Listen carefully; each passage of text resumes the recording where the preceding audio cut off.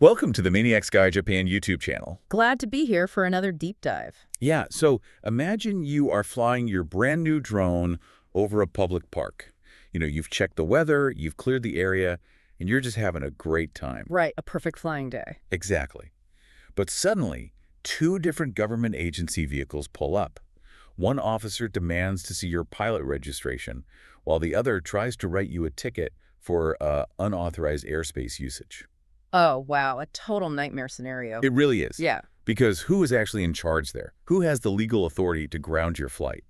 Well, today let's dive into and decipher cover regulation to implementing regulation. EU 219947, Article 17, designation of the competent authority. Man, that is quite the title. I mean, it sounds like a challenge just to get through the cover page alone. I know, right? If there were an award for the most impenetrable bureaucratic-sounding sequence of words ever assembled, well, that title would absolutely take the gold. It definitely would. It sounds like you need like 3 lawyers and an espresso machine just to understand the subtitle. But underneath that incredibly dense, legalistic armor is the literal instruction manual for how the European Union manages the skies. And we have a really comprehensive 7-slide presentation today that breaks this all down. Yeah, and the core mission of our deep dive today is to really strip away that intimidating legalese. We are going to map out exactly who holds the power, who makes the rules, and crucially for you as the operator who is actually looking over your shoulder when you fly a drone in the EU. Because without this framework, the sky would basically be a chaotic free-for-all. Exactly. It'd be the Wild West, but, in 3 dimensions. Yeah, totally. We need a system to organize the traffic cops, the judges, and the safety inspectors of the airspace. So looking at slide 1. Which really sets the thematic foundation for everything we're about to discuss today. Right.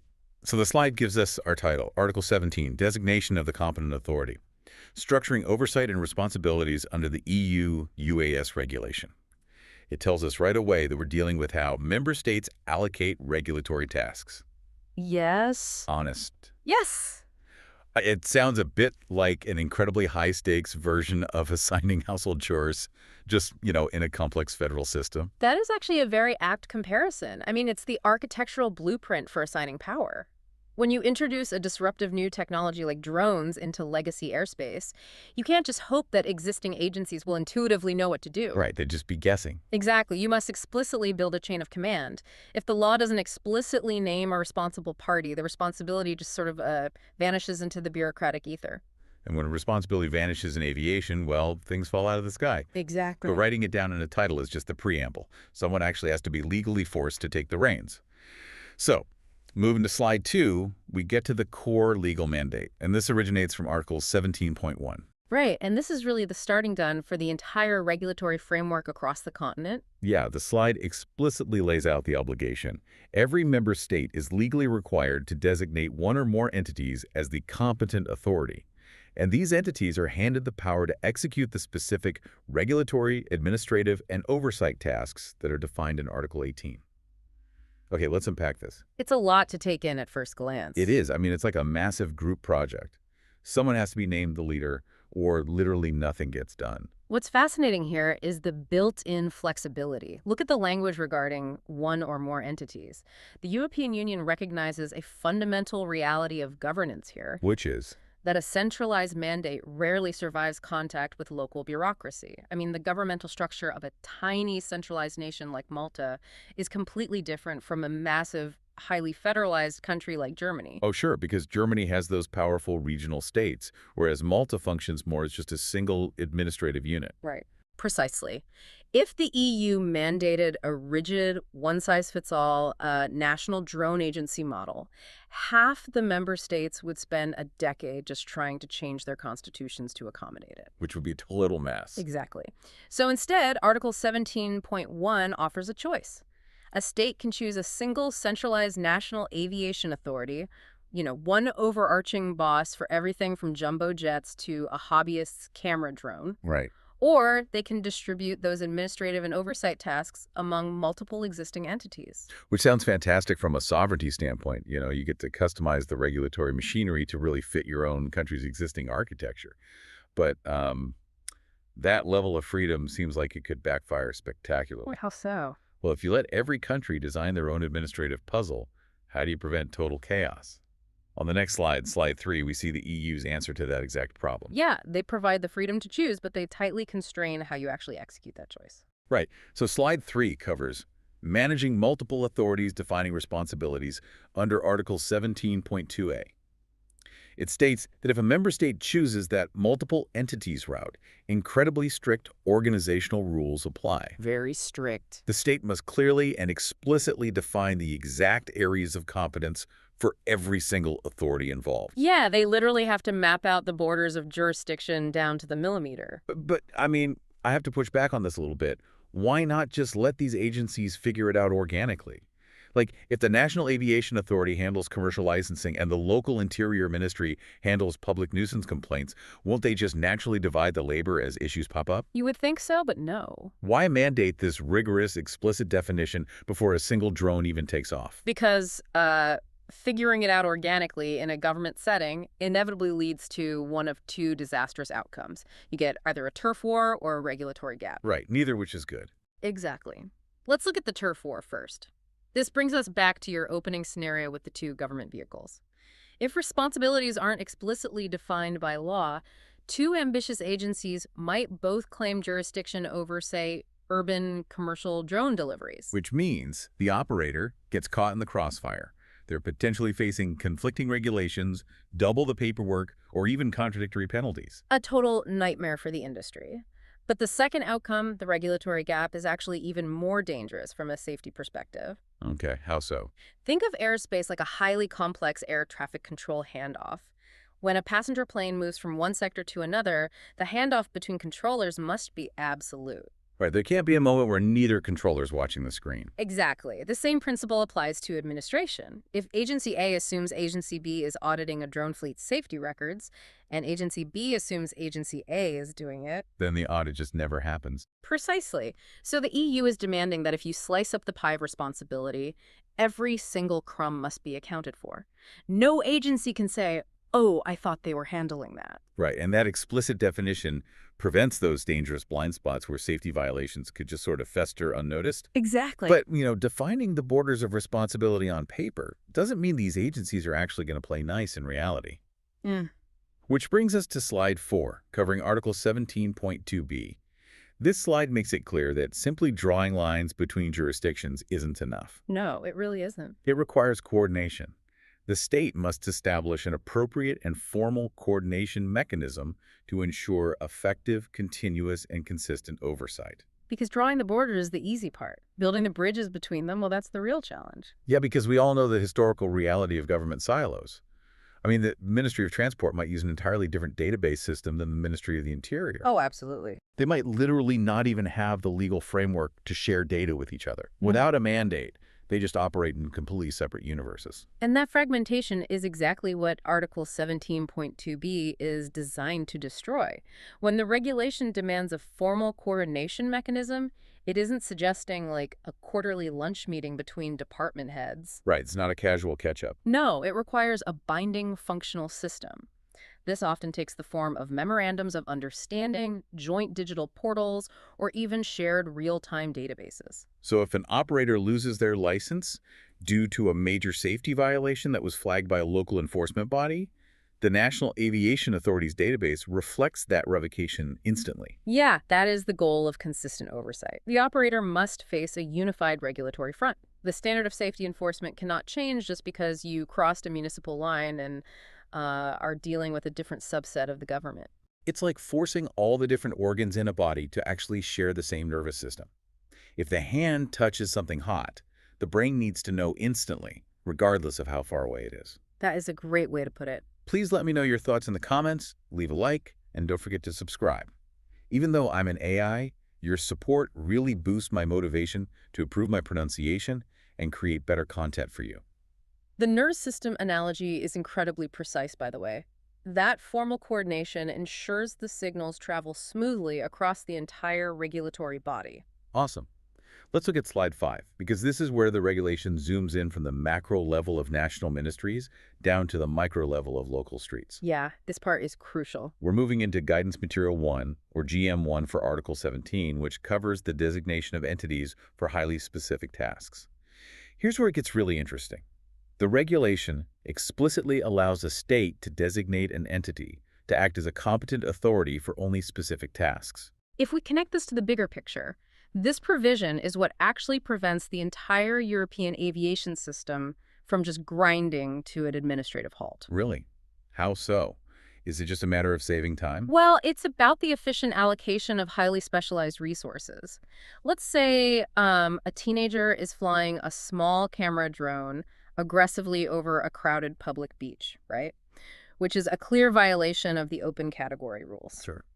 If the regulatory system is entirely centralized, a member state would technically have to deploy a national aviation safety inspector, someone whose primary job might be evaluating the structural integrity of Airbus wings, to drive all the way down to the beach and issue a citation. Wow, that is a massive overreaction and honestly a terrible use of an engineer's time. It is financially and operationally absurd, but thanks to this specific task designation, a member state can formally deputize local law enforcement or municipal safety officers. Oh, I see. The state can say, you, the local police, are the competent authority, but only for the specific task of on-the-spot enforcement for low-level drone infractions. That makes perfect sense. I mean, the local police are already patrolling the beach anyway. They have the radios, the authority to issue citations, and like a 3-minute response time. Exactly. They are the right tool for the job. It allows the state to weave drone oversight directly into the existing fabric of their civil administration. Right. They don't have to invent a parallel billion-euro drone police force. They just surgically assign the tasks to the agency's best position to handle them. I love the efficiency of that. But, and this is massive, but moving on to slide 6, we encounter what seems like a terrifying catch for those local agencies. I call it the EASA audit trap. Oh, yes, the trap. Slide 6 covers compliance under that same GM1 Article 17. It dictates that even if an entity is designated for a tiny, limited task, it assumes full regulatory accountability for that specific area. Consequently, it must comply with the stringent requirements of Article 62, Paragraph 3 of the EASA Basic Regulation, which is document 2018-1139. Yeah, this is the heavy counterweight to all that flexibility we just praised. Let me stop right here because I think a lot of people might get lost in that alphabet soup. Before we talk about the requirements, what exactly is EASA, and what does it mean to be audited by them in this context? Good point. So EASA stands for the European Union Aviation Safety Agency. They are essentially the apex predator of aviation safety in Europe. The apex predator, I like that. They set the rules, they certify the aircraft, and crucially, they monitor the member states to ensure those states are actually enforcing the rules properly. And that monitoring takes the form of rigorous, highly detailed audits. Wait, so if a local police precinct in like a small mountain village is designated just to handle that one tiny piece of drone enforcement, like stopping people from flying over a local ski resort, do they suddenly have to meet the exact same massive, complex European aviation standards as a national authority? For that specific piece of the pie they were handed, yes. They are legally functioning as a civil aviation authority in that moment. That is a wild mental image. I'm picturing local cops drinking bad coffee and going over local noise complaints, when suddenly a team of EASA auditors with clipboards and tailored suits marches into the precinct to rigorously audit their drone enforcement paperwork. I mean, it sounds like a comedy sketch, but the mechanism behind it is dead serious.